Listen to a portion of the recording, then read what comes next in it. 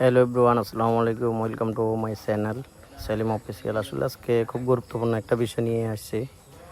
আমাদের পোলট্রি খামার যারা আছে, যারা পোলট্রি খামার করতেছি বা নতুন পোলট্রি খামার যারা করব, আজকে আসলে এখন ইদানিং একটা রোগ অ্যাভেলেবেল আসছে।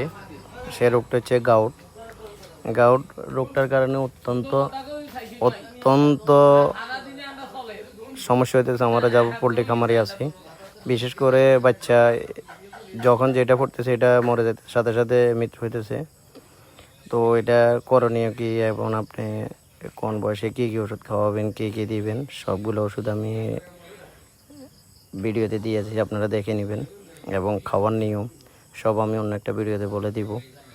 আসলে কত হচ্ছে, এই ওষুধটা থেকে, রোগটা থেকে বাঁচার একমাত্র উপায় হচ্ছে আপনি দেখা মাত্র তৎক্ষণিক 24 ঘন্টার ভিতরে আপনি এদের চিকিৎসা দিতে হবে।